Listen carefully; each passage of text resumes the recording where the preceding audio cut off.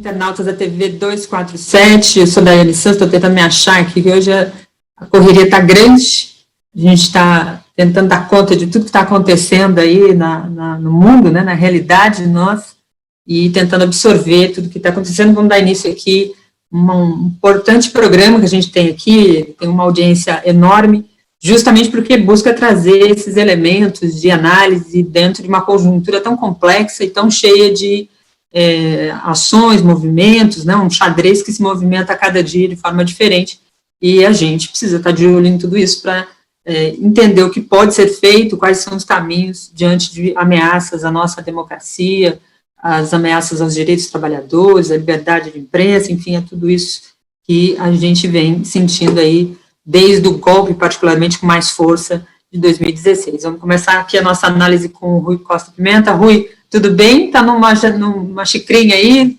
quente, dentro do isolamento, tudo caminhando? Tudo tranquilo. E você? Tudo tranquilo, é bom? É bom ouvir isso do Rui, né? Está tudo tranquilo. Eu aqui achando que o mundo está caindo. E o Rui está dizendo, tudo tranquilo. É isso aí. Rui, eu queria começar a nossa conversa aqui. A gente fez uma pauta, o Rui passou alguns assuntos que seriam importantes ser abordados, mas eu queria começar por um fato importante que eu acho que foi um diferencial dentro de tantos os primeiros de maio, né, que nós, os trabalhadores sempre fazem uma tradicional manifestação, mobilização de diversas formas no mundo inteiro, né, com a participação muito efetiva dos trabalhadores, e esse 1º de maio, particularmente com a pandemia, se fez de forma diferente aqui no Brasil também, né, houve muitos atos virtuais, ações virtuais, mas também houve mobilizações também no resto do mundo de formas diferentes, não só virtuais. Na sua análise, diante do conjunto de ações, de pressões e situações que nós temos, a crise que a gente está vivendo, os trabalhadores, nesse 1º de maio, tem muito menos a comemorar, a celebrar, do que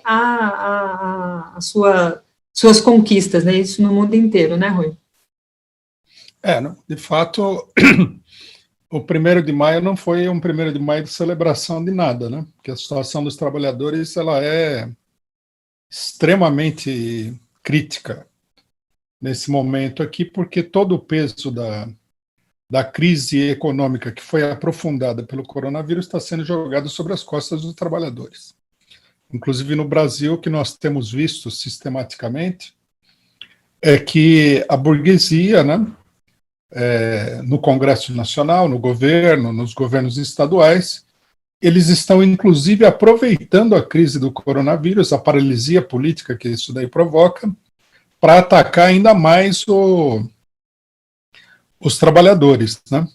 Acabou de ser aprovado aí, acho que no Senado, o congelamento do salário dos funcionários públicos.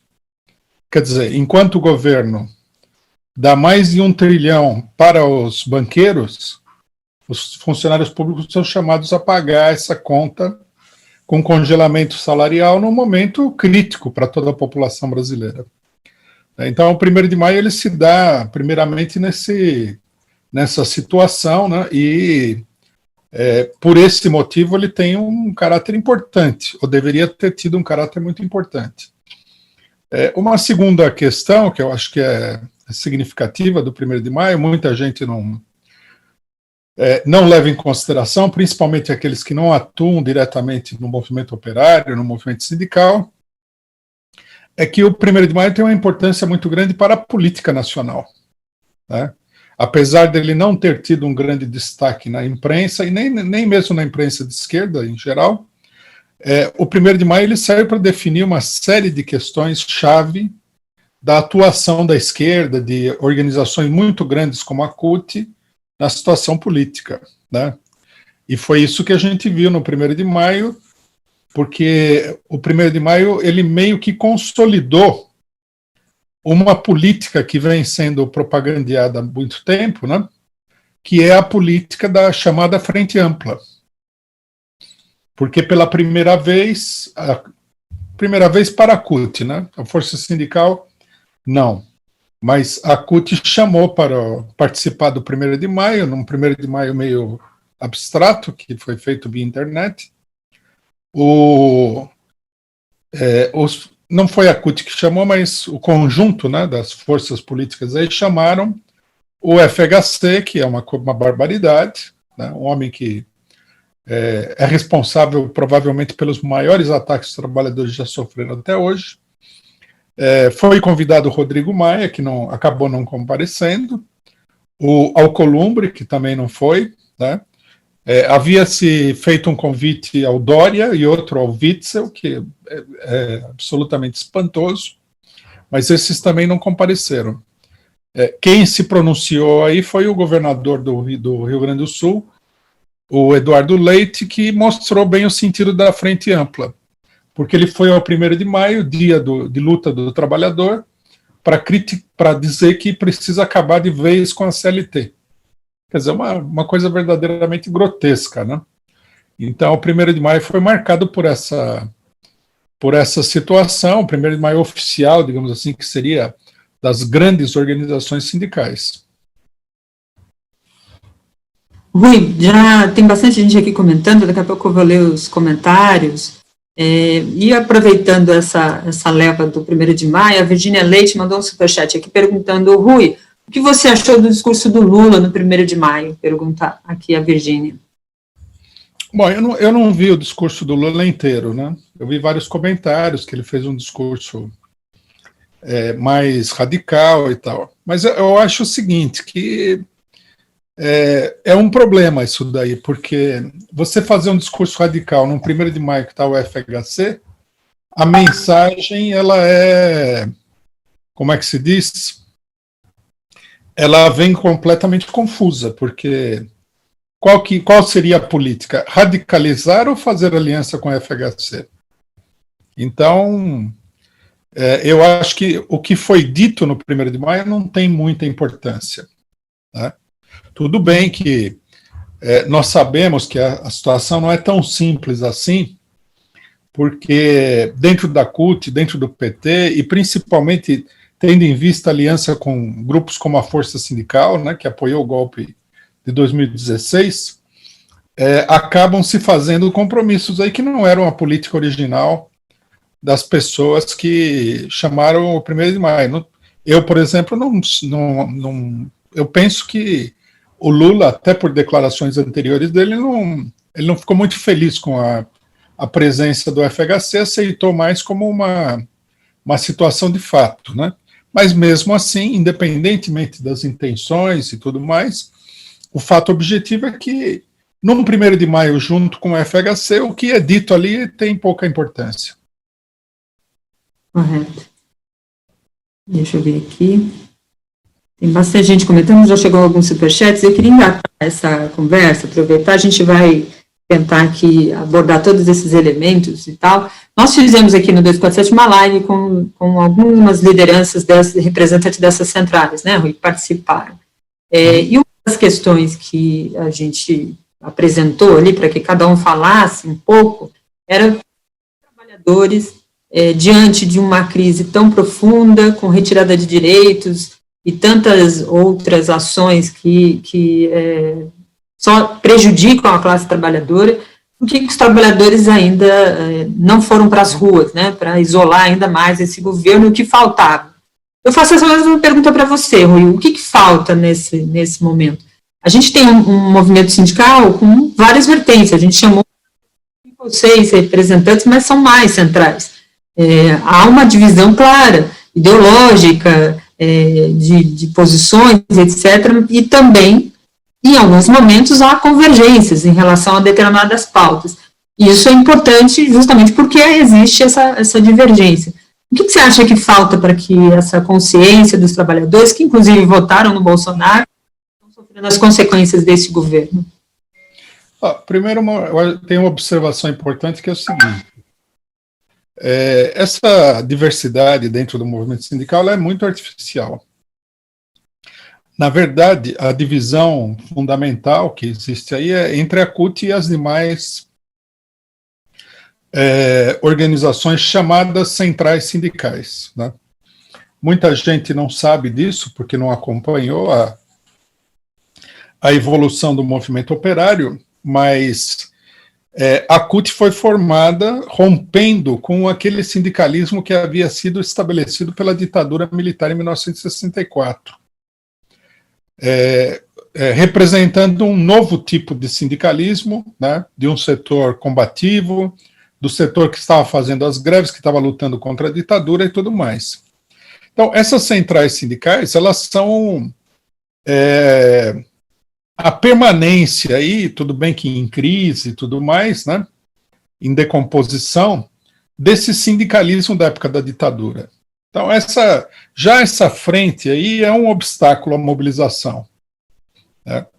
Por exemplo, todo mundo sabe que o Paulinho da Força, ele foi um dos principais articuladores do golpe de 2016 contra a Dilma Rousseff, né? As outras centrais sindicais também, na sua maioria, não se colocaram a favor da permanência do governo e contra o golpe, né? Então, isso daí é aquela aliança que é mais para mostrar que nós somos muitos e, portanto, damos a ideia de que somos fortes. Mas é uma aliança onde você não soma um com um, você soma um com menos um, e isso daí dá soma zero, né? Esse eu acho que é o primeiro problema. O segundo problema é justamente o tipo de ato que eles fizeram, né? Para explicar isso aí que você levantou, que é a paralisia. Por que os trabalhadores não reagem, né? Na nossa opinião, a CUT deveria ter chamado um ato na rua, né? No mundo todo, em vários lugares, as centrais sindicais e partidos de esquerda fizeram atos de rua, tomando as devidas precauções diante do coronavírus. Nós, PCO, também chamamos de um ato público, com as pessoas presentes, né? Então, eu acho que essa questão de ato virtual, isso daí é, na verdade, uma falsa manifestação, né? Inclusive, dava para perceber, que, assistindo alguns trechos desse 1º de maio, que até a audiência não era muito grande. Porque, obviamente, isso aí não consegue canalizar, né, o interesse e a atenção do trabalhador. Bom, e a terceira questão é isso que eu falei. Como é que vai ser levada adiante uma luta em defesa dos trabalhadores se essas organizações sindicais estão procurando uma aliança com as pessoas que estão, nesse exato momento, organizando esse ataque, né? Por exemplo, eles convidaram o Alcolumbre comandou a política de congelamento dos salários. Convidaram o Rodrigo Maia aprovou a MP 905, que depois foi retirada pelo Bolsonaro para uma reformulação, mas que era um ataque vigorosíssimo contra os trabalhadores. Aí chamaram a FHC, que é uma pessoa que vai ficar marcada para sempre na história do país como sendo não só um inimigo dos trabalhadores, como um inimigo da própria economia brasileira, da independência brasileira e tudo mais. É o homem das privatizações, da demissão de centenas de milhares de trabalhadores, né, que deixou um legado no governo dele de 46 milhões de pessoas passando fome. Quer dizer, não dá, com essa política extremamente contraditória, que não conduz a lugar nenhum, é muito difícil também você conseguir despertar os trabalhadores para a luta, principalmente num momento como esse, em que se estabeleceu no país uma verdadeira ditadura, né?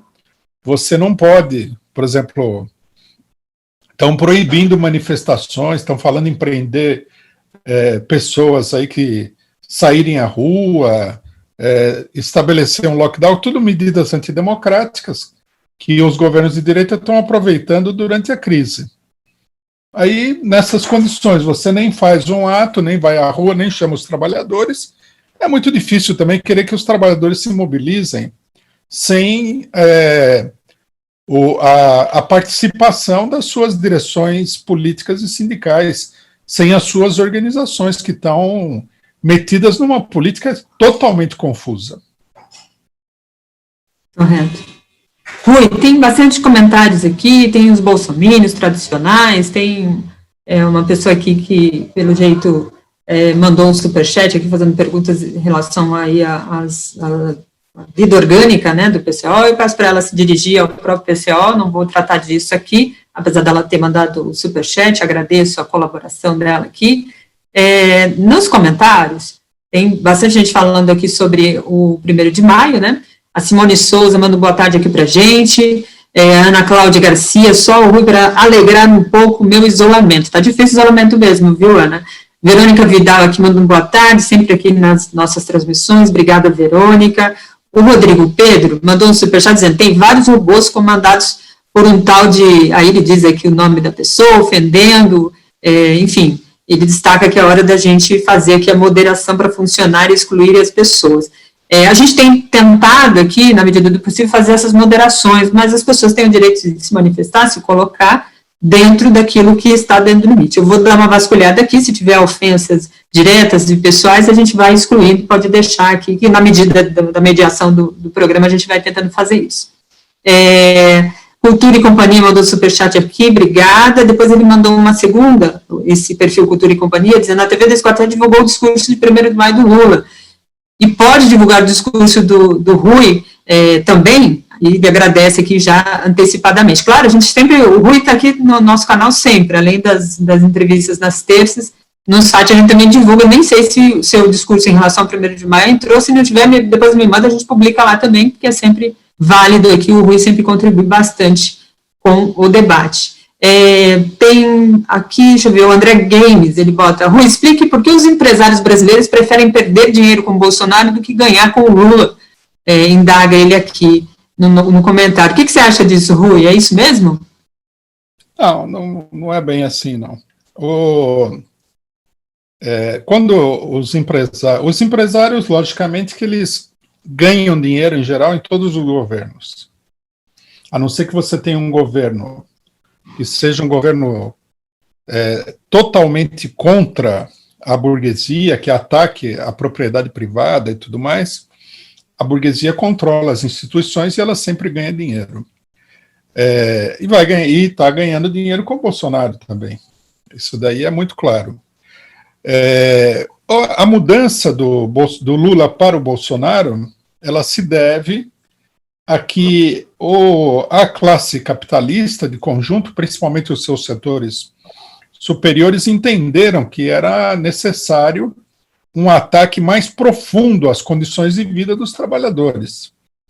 E esse ataque, logicamente, que vai beneficiar os empresários, né? Eu li, para a gente ter uma ideia de como são as coisas, além da distribuição de dinheiro para os capitalistas, que é muito grande e tudo mais, da parte do governo Bolsonaro, eu li uma notícia hoje que é uma notícia surpreendente, que o Brasil teve um superávit na balança comercial, quer dizer, nas vendas, nas exportações em relação às importações, bastante significativo no meio da pandemia.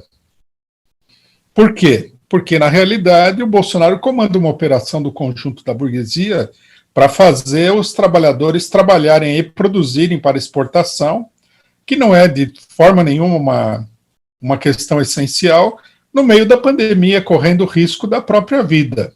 Né?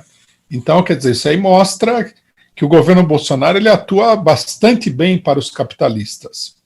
E os capitalistas decidiram cortar as despesas que o governo do PT gerava em relação, primeiro, aos setores capitalistas que eles não tinham intenção de atender. Por exemplo, o governo Lula beneficiou muito a construção civil, mas o conjunto da burguesia não acha que isso daí fosse uma questão chave.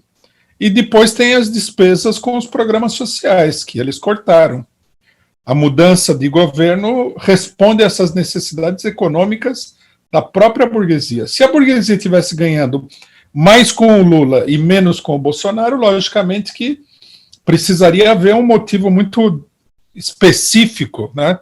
Uma crise política muito grande que tivesse relacionado com o governo do PT para que se operasse essa mudança, mas isso daí não existiu, né?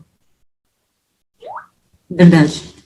Rui, vamos passar aqui para a gente tem bastante pauta aqui, a gente tem pouco tempo aí para tratar sobre esses aspectos. A gente falou do 1º de maio, Nós tivemos sábado e domingo uma ação lá novamente do Bolsonaro, bastante agressiva, novamente, com relação à imprensa, um discurso dizendo que não acabou a paciência. Da última vez ele disse que não tinha negociação, né? Neste domingo ele disse, acabou a paciência, as Forças Armadas estão do meu lado, eu vou fazer tudo aquilo que tenho que fazer, eu não quero interferência, e o ato puxou um pedido de fechamento do Congresso e do Supremo Tribunal Federal.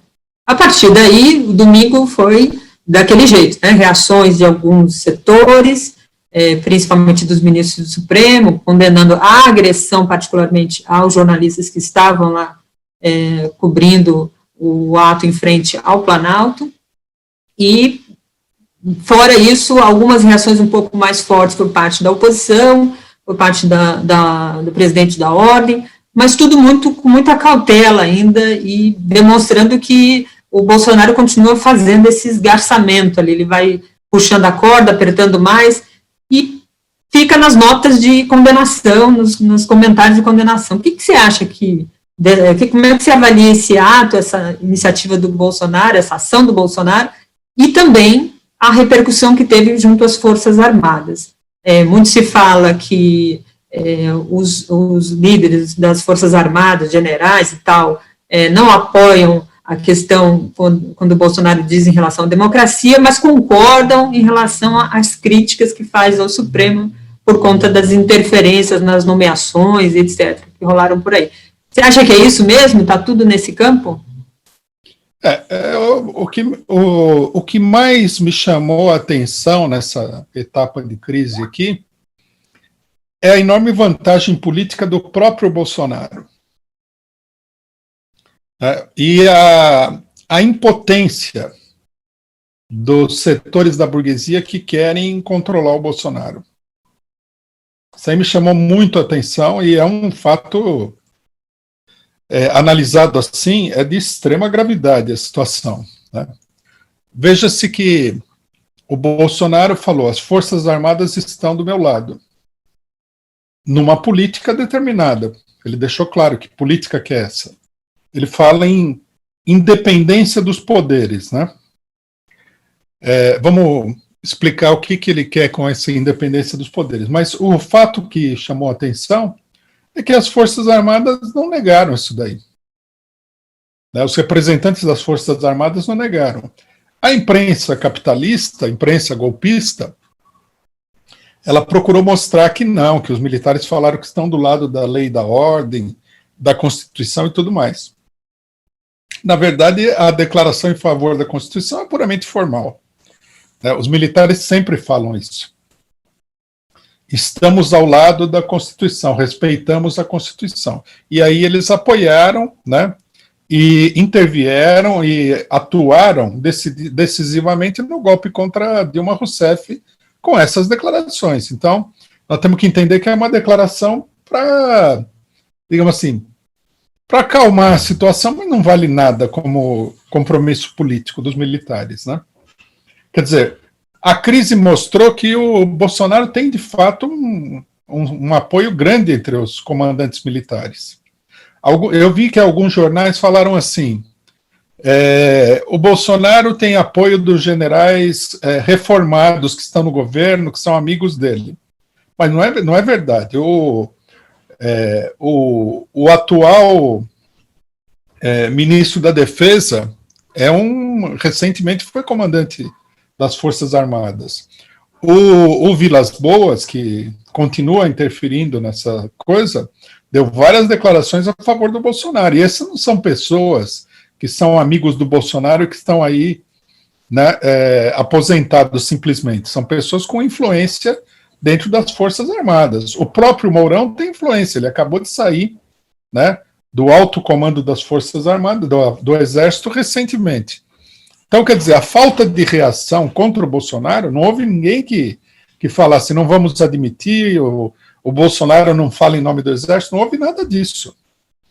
Quer dizer, num certo sentido, o que a crise mostrou é que os militares apoiam o Bolsonaro. Inclusive, a nota, né, do ministro da Defesa foi que realmente a independência entre os poderes é fundamental.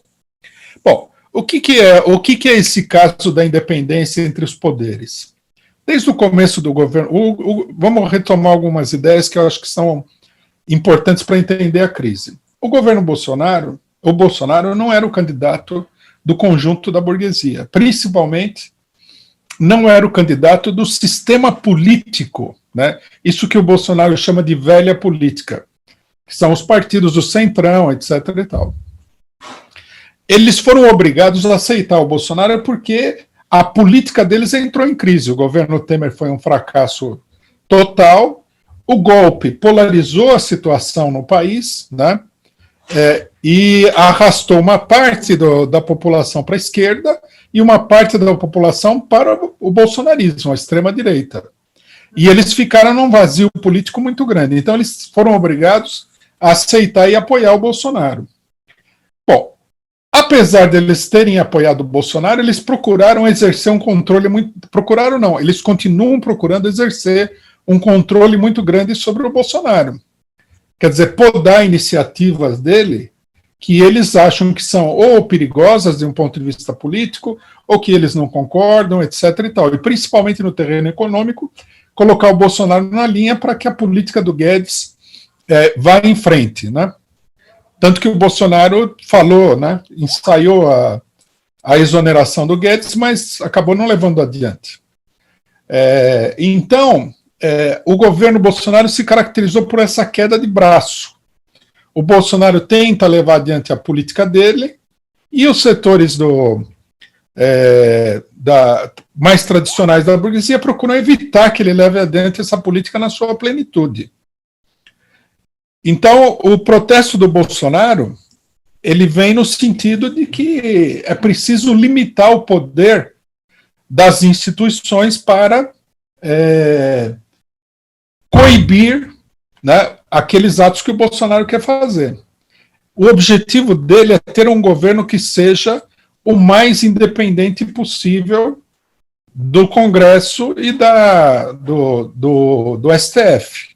Quer dizer, ele claramente, né, quando ele fala em independência de poderes, ele aponta no sentido de uma ditadura. Isso é muito claro. De trás dessa frase institucional, é isso que ele está fazendo. E os militares apoiam essa perspectiva. Eles, aparentemente, todos eles gostariam de ter um governo forte que não tivesse muito freio de outros setores políticos. Então, esse é o fundo da crise. E a hora que o Bolsonaro ele vem ensaiando isso, ele faz uma coisa aqui, outra coisa ali, né? Ele faz manifestações, ele mobiliza o seu pessoal, ele procura mobilizar um setor da opinião pública, e os outros setores estão se vendo numa situação cada vez mais delicada. Nós vamos ter agora uma mudança no comando da Câmara, né? O Rodrigo Maia encerra o seu mandato daqui a um tempo, e com certeza o governo Bolsonaro vai jogar pesado para tentar formar uma maioria, que ele já está negociando com o Centrão.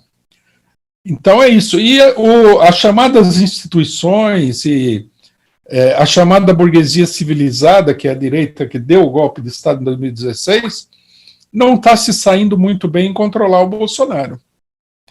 Ele exerce uma pressão muito grande contra esses setores aí. Eles se aproveitaram do coronavírus, né, que o Bolsonaro ele tem uma posição abertamente empresarial de botar todo mundo na rua, né, para conter a crise capitalista, e isso daí, logicamente, que com todo um setor da classe média não pega bem. A população é diferente, né? Uma parte da população acha que não dá para sustentar o isolamento social. Eles aproveitaram isso para pressionar ainda mais o Bolsonaro, mas eles, na minha opinião, eles não estão sendo bem-sucedidos. O Bolsonaro se sai melhor do que eles na situação, apesar das crises, a crise com o Moro e tudo mais. Você falou dessa questão do Moro, já até aqui um superchat do perfil Portal Vermelho, que mandou aqui pra gente, como a gente está na live aqui, a gente não está acompanhando. Ele diz assim: boa tarde, CNN acaba de vazar depoimento completo de Moro. Eu nem li ali conteúdo desse depoimento, a gente já tem algumas indicações. Você acha que essa tensão do Bolsonaro, de ficar colocando sempre essa corda para apertar mais um pouco, para ver até onde ele pode ir, até onde os limites serão dados a ele, é justamente por conta do que pode vir do Moro, ou essa questão do Moro está completamente à margem aí, e pode ser elementos até contra o próprio Moro depois, enfim, como é que você analisa essa situação do Moro? O Moro entra nessa queda de braço, né? Nessa... mais precisamente seria um cabo de guerra, né? Um puxa de um lado, outro puxa do outro. Obviamente que os setores que querem impor um controle ao Bolsonaro vão procurar explorar ao máximo as denúncias do Moro. Agora, a gente já nota que não é tudo isso, não há toda essa liberdade para o Moro. Porque, por exemplo, quando os procuradores, o Moro e outros da Lava Jato queriam atacar o PT, isso daí passava 10 horas no jornal. A Globo dava direto isso daí. Agora, o depoimento foi a portas fechadas, né? Agora que estão soltando esse depoimento, quer dizer, o controle sobre isso daí é bem maior do que era na época do PT. Então dá para perceber que não há aquela unanimidade, né, da burguesia para desfechar um golpe duro contra o Bolsonaro. Eu também não vi nas colocações da maior parte da imprensa capitalista, que é um termômetro da opinião dos políticos burgueses em geral e de um certo setor dos empresários também, ninguém se aventura em falar que o Bolsonaro teria que ser derrubado. E isso daí revela uma grande impotência. Eles não se sentem com força suficiente para enfrentar o Bolsonaro nesse terreno aí. Correto. É isso mesmo. Vou botar aqui só um pouquinho para a gente dar uma olhada aqui na capa do nosso 247. Moro, você tem 27 superintendências e eu quero apenas uma, a do Rio de Janeiro, disse Bolsonaro, segundo aí o relato feito, depoimento do ex-juiz Sérgio Moro, no inquérito que o acusa o Bolsonaro de interferir ali na Polícia Federal com interesses. Aí aumenta aqui, né, Rui, as questões que já pairavam sobre esse assunto da superintendência do Rio de Janeiro, né, por que Bolsonaro tem tanto interesse em relação à superintendência do Rio de Janeiro. Tem processos envolvendo os filhos, tem processo da Marielle, que também chegou ali a citar o nome dele a partir do porteiro, depois o porteiro voltou atrás. Tem muita coisa ali relacionado ao esquema dos gabinetes dos filhos e a questão de crimes relacionado aí com a milícia, né? Esses interesses todos podem estar em jogo aí, e isso fica cada vez mais claro, né, Rui? Então, o conjunto de coisas que o Bolsonaro tem aí penduradas contra ele é muito grande. Se fosse o Lula que tivesse tudo isso daí, ou a Dilma, nossa, o mundo vinha abaixo. Quer dizer, isso aí mostra o seguinte, que logicamente a burguesia de conjunto, o setor da burguesia que se opõe relativamente ao Bolsonaro, eles estão juntando aí material para eventualmente jogar pesado com o Bolsonaro e talvez até, se as condições permitirem, tirar o Bolsonaro do governo. Porque é muita coisa. Agora, o fato de que eles não têm a condição de usar isso para um ataque direto, né, para um impeachment e tudo mais, mostra que a impotência que eles estão tendo em lutar efetivamente contra o Bolsonaro. É lógico que o Bolsonaro quer controlar as investigações contra ele, contra a família dele, é evidente isso daí. Mas, ao mesmo tempo, ninguém explora isso daí a fundo. Você imagina, quando a Dilma escolheu o Lula para ser ministro, que é uma coisa normal, né? Inclusive, digamos assim, ela que tem que decidir, ela que tinha que decidir quem eram os ministros, e isso aí gerou um escândalo total. Imagine se o PT tivesse tentado controlar minimamente que fosse a investigação da Polícia Federal. Agora, o Bolsonaro está fazendo isso né? E o ataque é um ataque assim meio de flanco, não é a gente não nota aquele ataque volumoso, né? Agressivo, caudaloso, violento. Uhum. Correto. Rui, dentro disso, você me fez lembrar, hoje de manhã eu estava pensando nisso, né? Falei, se o Lula, no período do seu governo, ou a própria Dilma tivesse feito ataques à imprensa da maneira que o Bolsonaro faz, né? Muitas vezes o campo da esquerda pedia para os presidentes das épocas, no período, ir mais a fundo nessa questão da imprensa para tentar desmentir ali o conjunto de situações que estavam sendo colocadas na narrativa midiática. E o Bolsonaro faz isso e a grita é muito menor, da própria imprensa, inclusive, porque isso vem há algum tempo, não é de agora, né? O Bolsonaro sempre fez isso, né? Ele sempre fez e é aquele negócio, o pessoal fala alguma coisa, mas você nota que não é aquela gritaria que corresponderia a uma pessoa que realmente não está disposta a admitir essas arbitrariedades do Bolsonaro, né? Verdade. É isso que me chama mais atenção. A reação, ela não é uma reação à altura das provocações que o Bolsonaro está fazendo. O que desequilibra o jogo em favor do Bolsonaro. Exatamente. É um detalhe importante essa afirmação e a análise aqui do Rui diante desse cenário todo, que parece que é a mesma coisa, né? Mas tem um detalhezinho ali que faz a diferença diante desse cenário. Vou ler aqui alguns comentários, a gente já caminhando aqui também para os nossos finalmente, e no meio desses comentários tem muitas perguntas. A Magda Famil mandou um superchat aqui dizendo: estou enviando um e-mail para a ouvidoria do 247 como membro do canal. Neste programa está acontecendo um ataque coordenado de distribuição de reputação, como faz o escritório do ódio. Colocou ela aqui. Eu tento aqui, na medida do possível, tirar uma expressão aqui. Eles mudam de nome, voltam. Isso acontece em todas as lives aqui, de formas diferentes, e a gente tenta fazer a moderação, mas há problemas de fato.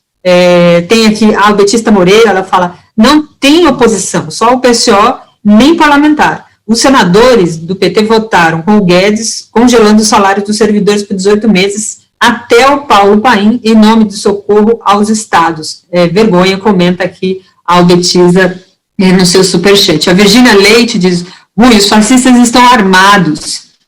E no governo, como reagir a um Brumário com o povo desorganizado? Essa referência ao 18 de Brumário, né, que foi como Marx chamou o golpe de Estado do sobrinho do Napoleão, né? O 18 de Brumário foi o golpe original, né?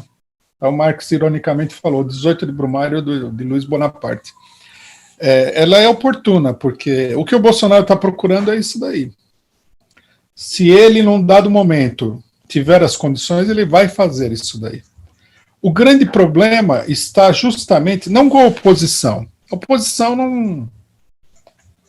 não tem condições de enfrentar o Bolsonaro desse ponto de vista.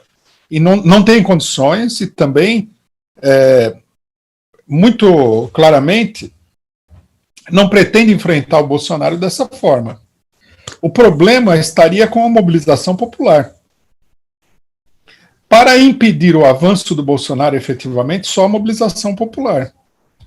Por exemplo, o que o STF vem fazendo, eu vi vários elogios aí, né, de determinados setores ao STF. Falaram: o STF está agindo, etc. e tal. Nada.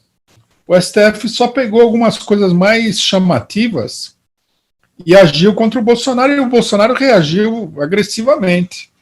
E os militares falaram: tem que acalmar o STF aí, não pode fazer nem isso daí, que é pouquíssimo, né? Pouquíssimo que eles fizeram. Eles, como é que se diz? Proibiram a indicação do chefe da Polícia Federal, o negócio do isolamento, essas coisas que são, assim, muito chamativas também, né? Num certo sentido, é uma proteção da situação do regime de conjunto. Porque se o Bolsonaro indica o amigo do peito dele para a Polícia Federal, isso aí aumentaria a crise, não iria diminuir a crise. Tá? Então, num certo sentido, eles jogaram água na fervura. Quer dizer, eles não têm condição, é uma ilusão de vários setores achar que o Congresso, o STF, a imprensa capitalista que deu o golpe, vai conter o Bolsonaro. Não. Só a mobilização popular pode conter o Bolsonaro. E por isso, né, é um erro a esquerda apoiar essa questão de não ter manifestações por causa da pandemia. Uma coisa é as pessoas saírem à rua sem motivo nenhum, ir num shopping center, que é uma coisa desnecessária. Né? Outra, por exemplo, colocar os alunos aí, que já está acontecendo, né, para assistir aula. Não é necessário isso daí. Perde-se um tempo, mas preserva a vida de muita gente. Agora, a ação política não tem a mesma, não pode ser colocada em pé de igualdade com isso. A ação política é uma coisa vital para qualquer povo do mundo. Né? Se você não pode agir politicamente, você é um escravo, você é um servo. Você não tem nenhum tipo de independência. Então, eu acho que as organizações populares estão agindo de uma maneira muito errada, os sindicatos fecharam as portas, no momento que os trabalhadores estão sendo duramente atacados na pandemia. Não poderia ser assim. E o Bolsonaro, ele se aproveita da pandemia. Ele, por exemplo, não tem problema de botar o pessoal na rua. O pessoal eles estão montando agora um acampamento em Brasília, né, que eles chamaram de acampamento dos 300, aí o pessoal bem de extrema direita, bem fascista, né? Eles estão se mobilizando, eles não pararam de se mobilizar. Enquanto isso, sindicalistas, partidos de esquerda estão aí paralisados, né? O povo está fazendo fila na Caixa Econômica Federal, não consegue nem o auxílio emergencial, que já é um auxílio precário e tal, e a esquerda não se mobiliza. Esse é o grande problema que nós estamos enfrentando na situação política. Por isso também que nós decidimos fazer um ato de 1º de maio, que é para mostrar que é possível fazer. Não é que se você sair na rua e fizer um ato público vai morrer todo mundo. Não é assim. Você pode tomar medida. Finalmente, nós não somos gente civilizada, não temos capacidade de organização, de usar equipamento de proteção, de fazer o ato de maneira que não seja perigoso e tal. Lógico que sim. E em vários países do mundo, a população está se manifestando. E no Brasil, a população trabalhadora se manifesta também. E vai trabalhar. Pior ainda, né? Vai trabalhar. Vai trabalhar sem proteção diante do coronavírus. Por exemplo, numa das principais categorias sindicais do país, que são os Correios, já morreram 6 trabalhadores. Por quê? Porque eles fizeram manifestação? Não, porque eles estão trabalhando. O Correio nem deu equipamento de proteção para eles, num primeiro momento. Falou que era desnecessário. Não sei se você lembra que tinha aquela conversa de que usar máscara não adiantava nada. Uhum. Aí ninguém dava máscara nenhuma, que era mais um golpe contra o povo. Eu acho que o problema é esse daí. Nós estamos vivendo uma situação crítica. O Bolsonaro, ele, apesar da oposição de determinados setores, que é muito fraca, ele avança, e a esquerda, os movimentos de trabalhadores populares estão totalmente paralisados. Precisa mudar imediatamente essa situação. Verdade. Vou continuar lendo aqui alguns comentários, Rui. Tem aqui, cadê? Eu tinha parado já tinha lido da Magda, do Albetiza, Virginia Leite, a Jasmine Tseruda mandou um superchat aqui sem pergunta. Obrigada pela contribuição, Jasmine. O Eric Menezes. Rui, quais as semelhanças entre as constantes vacilações da esquerda e o avanço da extrema-direita e do fascismo na Europa há quase 100 anos? Compara ele aqui. A Frente Ampla pode pavimentar esse caminho? Diante da pergunta do Eric Menezes, obrigada, Eric, pelo seu superchat, eu encaminhei também essa situação que você abordou, de certa forma, um pouco aí na questão do 1º de maio, né, para falar um pouco sobre essa ideia de frente ampla, e se nesse momento em que há tanta dificuldade ali da oposição em conseguir tirar o Bolsonaro do poder, se não é viável essas alianças, porque é isso que se discute muito, e aí eu queria te ouvir diante dessa posição. Eu acho que é bem oportuna a comparação, né? Comparação histórica é um meio de a gente entender a situação, meio fundamental. Na ascensão do fascismo, né, a burguesia dos países, da Itália, por exemplo, da Alemanha, ela opôs uma resistência parecida a essa que nós vemos aqui no Brasil ao Bolsonaro, da parte das instituições, aquela resistência fraca, etc. e tal. Em momento nenhum, logicamente, os partidos e instituições da burguesia, eles se colocaram no sentido de liquidar, por exemplo, um Mussolini, um Hitler, de jeito nenhum. Eles fizeram algumas manobras parlamentares na expectativa de que o fascismo, sei lá, diminuísse a popularidade e eles continuassem lá com a mesma política. Isso daí não aconteceu, né? Os fascistas continuaram crescendo diante da inatividade política geral, inclusive da esquerda, e aí o que seria, né, o centrão da época, as instituições, elas mesmas colocaram os fascistas no governo. Quer dizer, existe entre a extrema-direita bolsonarista e a burguesia, muito mais do que uma oposição, existe uma concordância. Eles acham que eles devem procurar impedir o máximo possível que o Bolsonaro adquira um poder muito grande. Mas se o Bolsonaro continuar avançando, e vai continuar avançando porque eles não oferecem uma oposição sólida, eles vão aceitar que o Bolsonaro assuma poderes extraordinários em algum momento, principalmente que ele tem o apoio também das Forças Armadas, né? Então, eu acho que, nesse sentido, a política de confiar, né, em partidos como o PSDB, o DEM, o MDB, para conter o Bolsonaro, é uma política totalmente fantasiosa. Já foi provado que essa política não dá certo. A hora que a maior parte dos capitalistas de verdade, né, porque o político burguês, ele não é um capitalista de verdade, ele é um funcionário do capitalista, um servidor. A hora que os capitalistas de verdade, os homens que têm o dinheiro, que são os donos das empresas, dos bancos, decidirem que a situação é muito dramática e que o Bolsonaro precisa ter as mãos livres, eles vão acompanhar esses capitalistas. Eles não têm condição de atuar contra. Por isso que a única expectativa são as organizações populares, que não têm compromisso, né, com esses donos do dinheiro. Verdade. Vou caminhando aqui para os finalmente, queria muito agradecer a sua participação, a participação aqui dos internautas, muitas perguntas, muitos superchats aqui enviados.